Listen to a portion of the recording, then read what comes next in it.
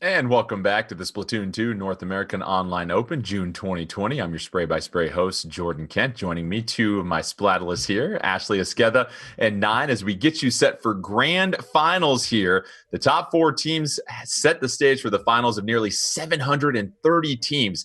Quite the showcasing of talent here. But let's take a look at our bracket. Our grand finals feature two of the top teams in North America, a familiar face in FT Win in the competitive scene, and then 3.5 dubs, sort of this collaboration of teams that FT Win has left in their wake in years past. And, you know, Ashley, you were having the conversation with Nine during the break about why Biscuit is such an important member of FT Win, the newest member of FT Win, and why you've got to make sure you handle the Biscuit when you take care of FT Win. Yeah, I mean, you can't, you got to deal with a hot biscuit, right? It's like if it's in your hands, it's going to hurt you. So but the thing is you can't walk into today hoping that Biscuit has an off day. You got to expect that. You have to expect he's going to have a great day, because at this level, all these players have great days almost every day. So to kind of cross your fingers and hope that a backliner using a very long range weapon is going to have maybe an off day or isn't going to completely pop off like Biscuit is doing right now. It's just it's not a good assumption to make. You know what I'm saying? Yeah, absolutely. And grand finals will be best of 7. So more splatting action here for you. We'll start with Clam Blitz on Sturgeon Shipyard, Rainmaker, Blackbelly Skate Park, Splat Zones, and Anchovy Games, Tower Control, Inkblot Art Academy, and if necessary, Rainmaker, Humpback Pump Track, Tower Control and Mako Mart, and Splat Zones and Wahoo World. And Nine, you and I, we've had a chance to play a lot of Clam Blitz late in the evening here as we get a chance to go through ranked mode. As once again, you've been carrying me. Clam Blitz, we talked about coordination at the top of the show. This seems to be the game mode where timely coordination can really be the key to victory. It absolutely can. And the way that the scoring system works means that it's better to get the scores in big chunks, because however much you score, for those of you unfamiliar with this mode, half of whatever you score is given back to you as penalty whenever the basket closes. So it's that much more important for you to make sure you have all of your eggs in a basket, or all clams in a basket, as the case may be, before you go in. And sometimes that means it's a hurry up and wait mode. And Ashley, we've seen before on Clam Blitz, some teams really handle the clam economy on the map, as we like to say. You can see how many clams are on the map. If you're playing defensively with the lead, you still want to go out there and get clams, because it seems like if you do that, it's less of an opportunity for your opponent to mount a comeback. Yeah, I mean, it's your basic game of keep away. Right. I say if you hold the clams, they can't have the clams. So there's a finite supply of clams available at any given time. So you have to just, you keep it away from your opponents. As simple as that. And Nine, we've seen some top level strategy, including the baller super jump. Tell us a little bit more about what that means as we look at Clam Blitz here in a few moments. So the baller super jump, you can super jump when holding a clam. It's a way to score maybe 1 or 2 very quickly, but at this level, 1 isn't going to do it unless it's to end the game in overtime. So with Clam Blitz, you're collecting the clams, you get 10 of them, you get a power clam, and that is what you have to throw at the other team's basket to burst it open. You have a small window to fill it up with more clams worth 3 points, power clams worth 20 points. Let's go ahead and check out DJ early on, 3.5 dubs, facing the mighty FT Win Sturgeon Shipyard Clam Blitz as we get set for grand finals in the Splatoon 2 North American Online Open, June 2020. And already, DJ trying to march down the field with that power clam. Pass is going to be just short. And Ashley, you do become a huge target when you have that power clam, because everybody has a chance to see where you're at on the map when you get it. Yeah, you're definitely the most glittering and golden target. You're not gonna be able to hide anywhere. It's very difficult to do that. But I will say, it seems like ink armor is going to be extremely key. So not only the clam economy, but the economy of ink armor specials is going to come in very, very handy for both of these teams as they try to score points. And Ice freezing out Kyo right there. And Nine, you're shaking your head because we see Ice moving forward with that charger, really helping out support the back line of 3.5 dubs. Exactly, and Ice is going to be maybe the key player in here, because what was the one thing that we kept saying Hanron didn't have? A natural counter to Biscuit. Charger might be the best at doing that, and Ice, with his accuracy and mobility, he's going to make life very difficult for Biscuit if he gets set up. Ice sitting on a power clam trying to avoid a well-thrown splat bomb. However, going to go ahead and eat that from FT Win, and now FT Win trying to turn the tables with their own power clam, but so far, Both teams just trading splats back and forth there, Ashley. But finally, 3.5 Dubs gets the basket open. They take a 20-point lead. Looks like they don't have too many members nearby. Let's see if Rhea can go down. And yes, Rhea able to get one clam in there. Every little bit helps, Ashley. You know what? That can be the difference in a game like this, at this level. That can be the difference between winning and losing. Here comes Biscuit trying to fortify the back line, but once again, 3.5 Dubs doing what you have to do with that Charger 9. Yeah, we said it right there. It's so nice when a plan comes together and when you lay it out, but it's true. That has to be what the discussion was. Ice knows that there aren't really any other weapons on his team that can deal with Biscuit in the same way he can. It's a difficult job, but somebody's got to do it.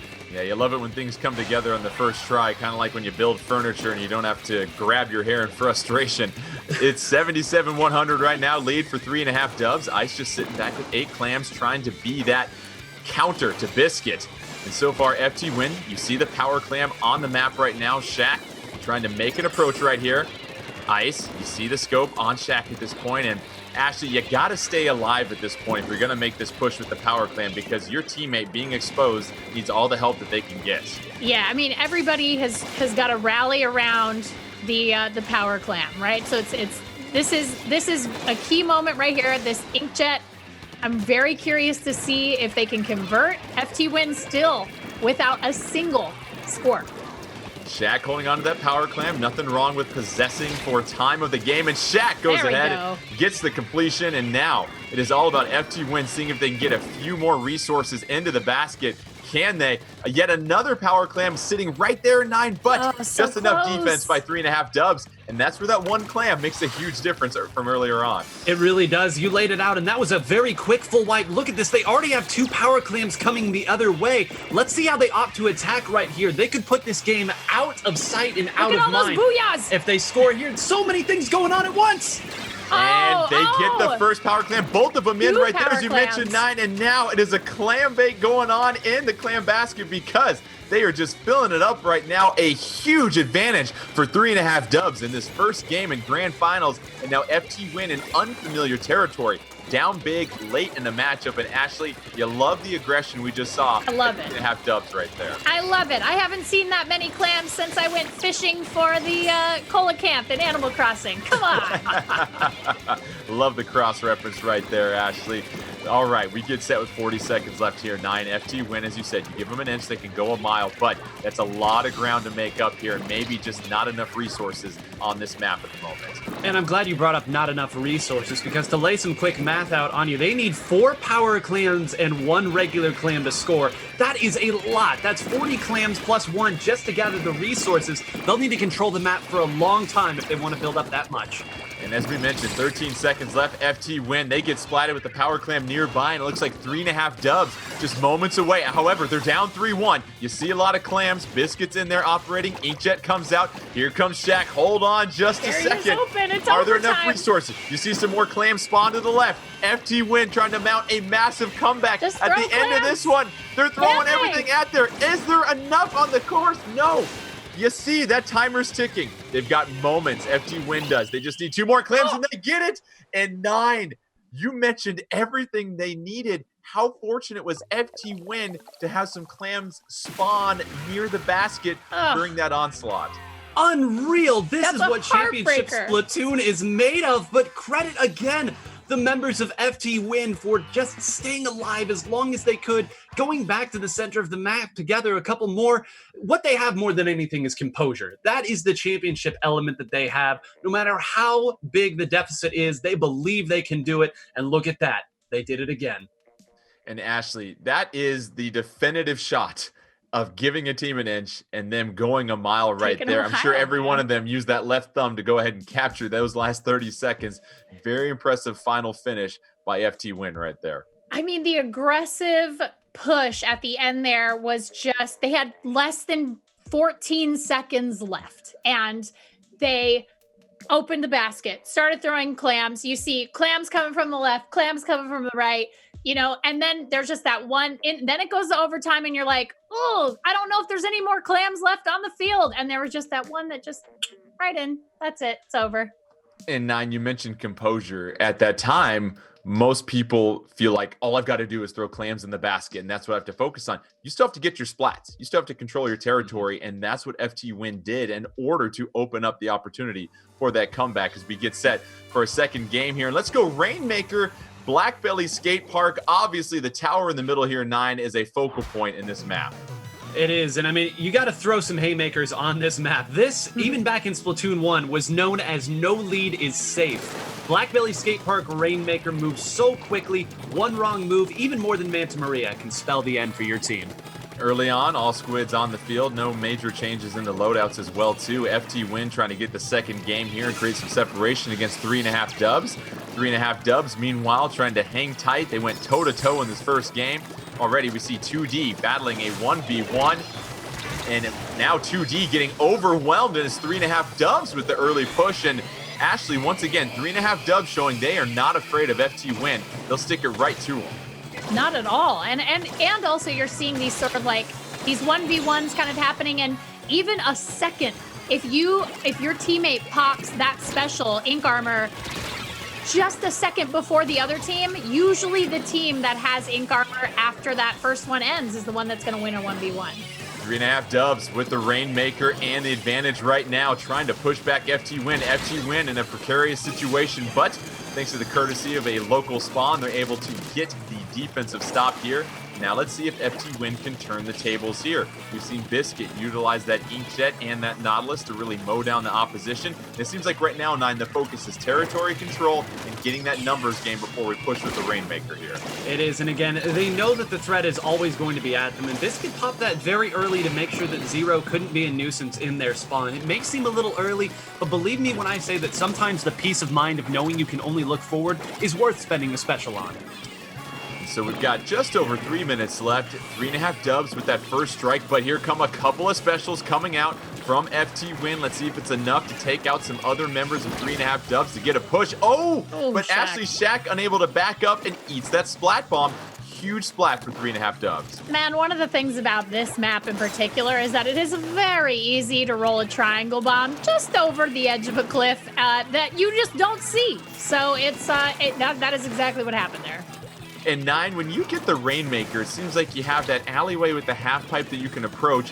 Which way do you want to go if you're FT Win and you're trying to make this push here to get back into the game? I think you look at where the opponent is and you opt to go the direction that isn't that way. There is legitimate reason to go both ways. They both can be quick, but there's a lot of space between the two openings. It just depends on where the opponent is. It looks like they're going to take this one up the middle and try to make that jump. Very nice shot by Zero to make sure that one didn't get out of hand.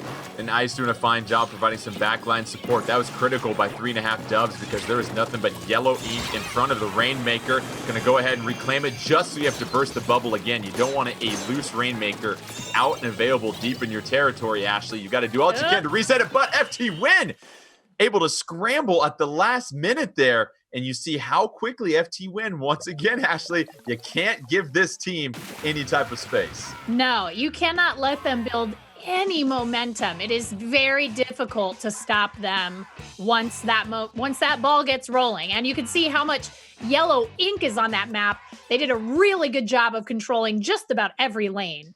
You see Biscuit once again leading the charge with the most splats and assists. And Nine, one thing we haven't talked about is all of the equipment that some of these teams are going with. What type of loadouts are you looking for from some of these teams? And when you look at the meta recently, what's been the focal point when you look at all the special abilities that you can stack? Main power up would be the one that I think a lot of people would look at and say that has been dominating. It is the newest ability, and it is very important on certain weapons. But for teams like this that like to get up and fight, you're going to see a lot of quick respawn. It is that simple. If you need to be up more, put on more quick respawn, jump in. If you get taken out, hey, you're going to be back in an instant. All right, as we get set for our third game here in Grand Finals, we'll be making our way to Anchovy Games and Splat Zones. And once again, Ashley, in Splat Zones, we saw with FT Win, they like to secure the zone and then make the push forward. However, with Anchovy Games, you've got a lot of different terrain to deal with, especially those rising platforms.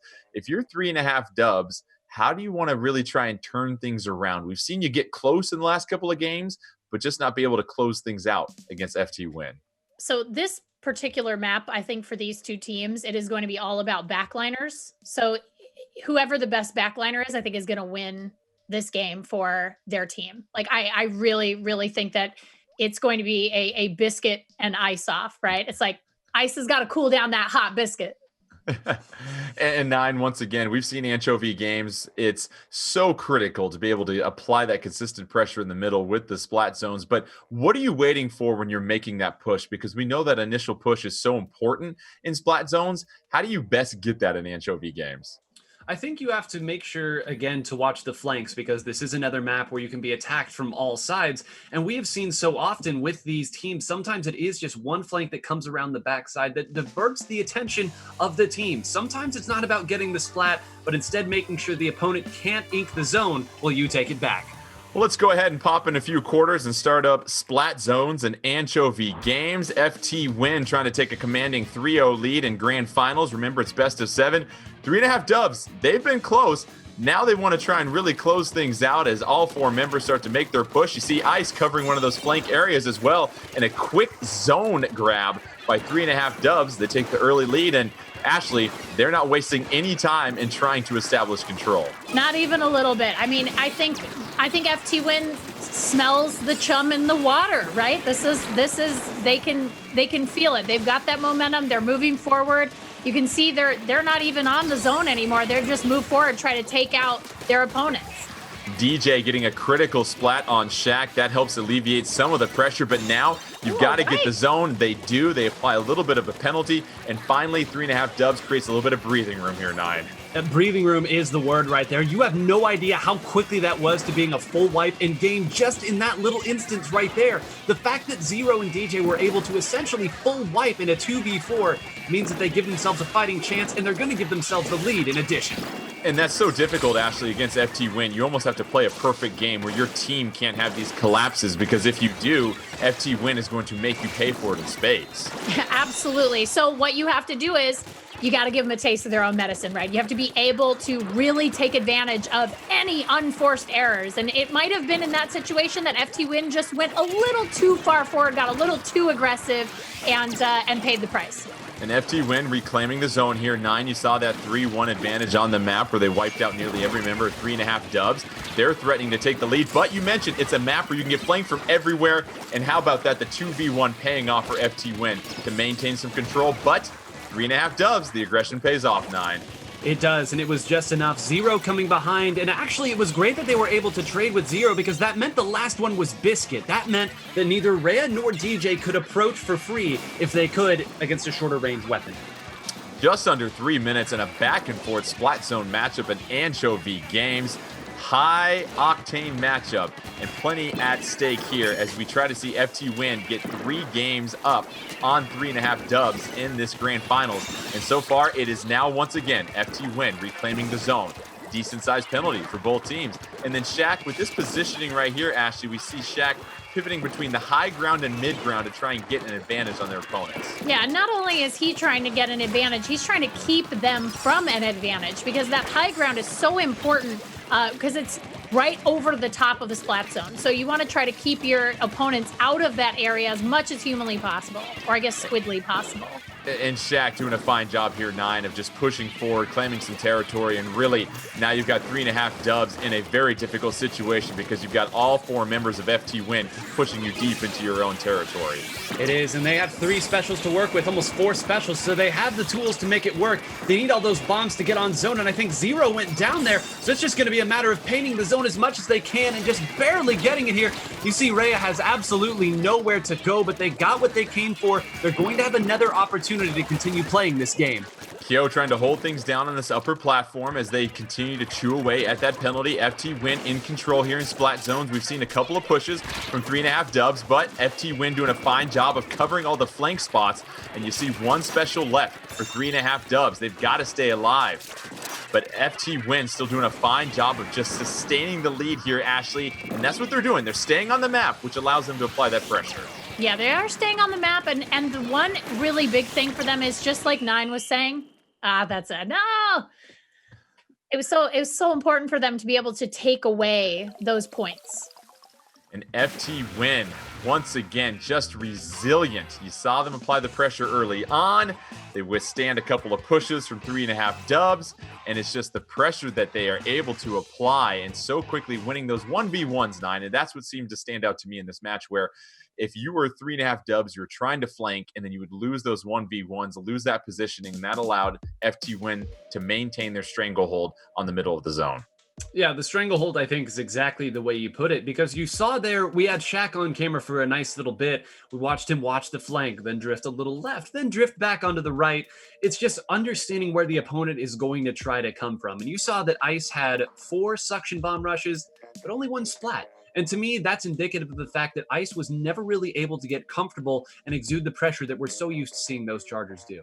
Such a good point. FT Win taking a dominating 3-0 lead in this best of 7 grand finals. Up next, we will have Tower Control and Inkblot Art Academy. So if you are 3.5 dubs, Ashley, you've had your moments. You haven't been absolutely dominated in all these games, but you just can't seem to have these collapses that you're having every single game, because FT Win's going to make you pay.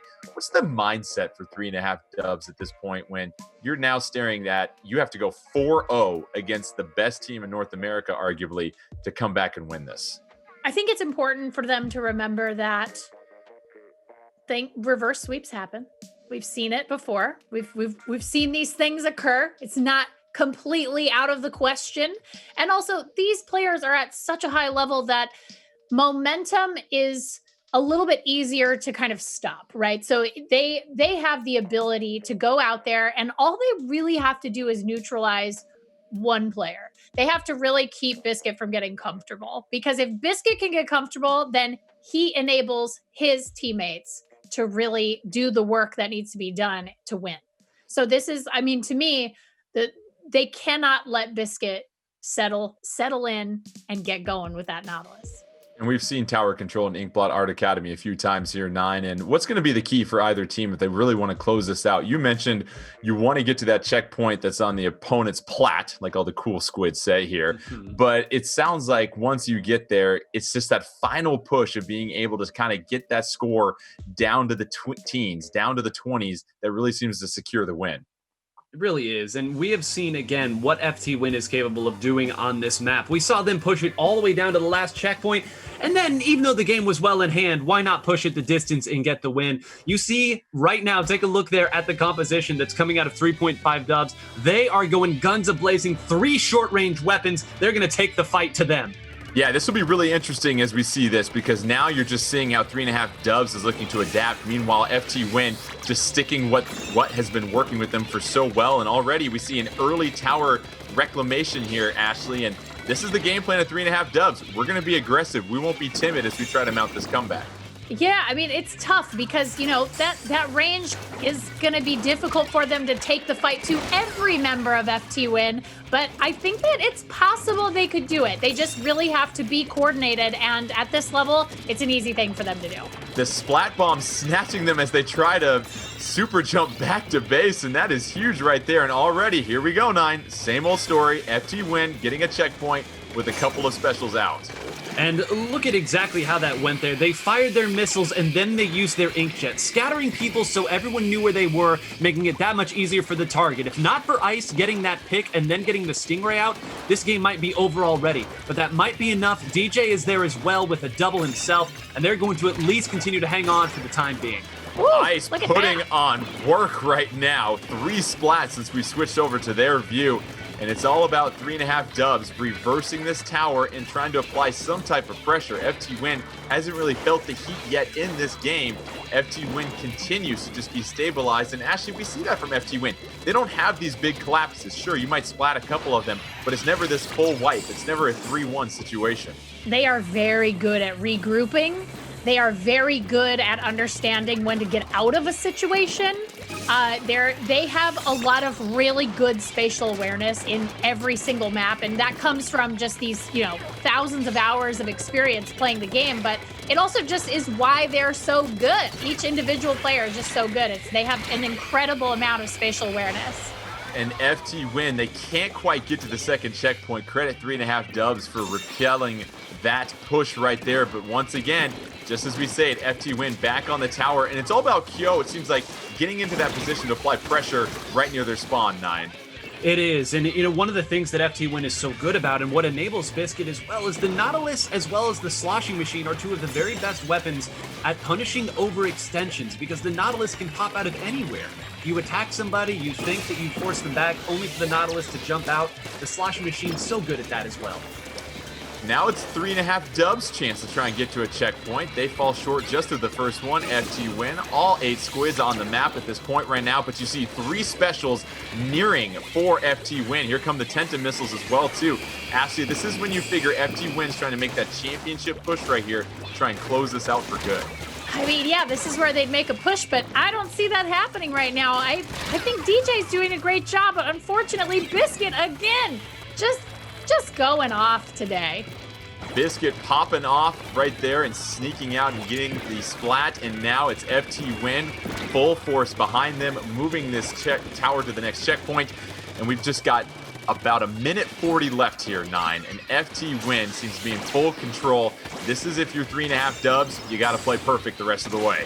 You do. That shot right there is going to help as well, because that's going to mean that Biscuit's Inkjet isn't going to be nearly as devastating as it could be. Now Biscuit has to find another avenue into the fight. Shaq had moved up already and is able to take out Rhea here, so they're going to still have somebody up on the plat. If they pursue too quickly, Biscuit's going to jump out and attack them, and Zero wisely not diving down there. There's still some composure. There's still some fight left. FT Win just over a minute away from claiming the championship in this Splatoon 2 North American Online Open, June 2020. 3.5 Dubs. They've been close in every single game, but now they've got to ask for perfection when they need it most. There's just under a minute left here, Ashley. If you're 3.5 Dubs, it's those coordinated specials is what they're looking for. It really is. Look at this Inkjet fight. Oh my gosh, that was amazing. I love watching stuff like that. I mean, what a great splat. I mean, took Biscuit out of the game. That is, that's helpful, but it's not enough. FT Win, second checkpoint clear, just over 30 seconds left, deep in territory of 3.5 Dubs. 3.5 Dubs is going to have to get a quick wipe or 3-1 advantage here, 9, if you figure they're going to try and turn it around. They are, and it's going to start here. Can they take back mid without losing anybody? That's the big thing right here. Every single time one of them goes down is magnified, and Kyo is there. That's going to be a trade, but they're okay with trades right now. FT Win will certainly take the trade. They're just 10 seconds away. Tower is sitting there. 3.5 Dubs. They've got to claim it. Can they get on it? Ice trying to provide some support. And FT Win. They got to play a little bit more defense. 3.5 Dubs forcing overtime here. And that will do it. FT Win not losing a single game on their way to claiming this championship for the Splatoon 2 North American Online Open, June 2020. 3-0 against Hanrod, 4-0 against 3.5 Dubs. It doesn't matter the competition. FT Win takes care of business. And 9, once again, you just see the championship pedigree of them. Doesn't matter if they add a new member in Biscuit. It is the same FT Win that everybody has had to deal with over the years.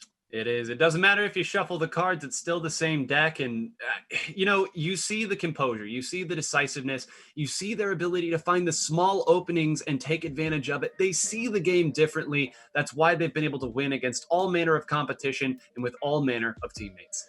And Ashley, once again, with FT Win, it seemed like they were the only team out of these 4 finalists of nearly 800 teams that never really had huge collapses in a game. It always seemed like they had 1 or 2 players on the map able to help out their team. And that's what you see from championship teams, the chance that they don't really give you an opportunity to come back.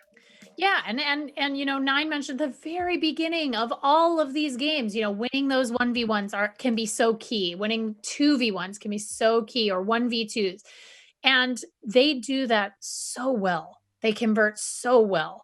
And Biscuit is a player who is consistently playing just slightly unorthodox compared to other range players, like Chargers, who will set up in kind of a couple of specific areas.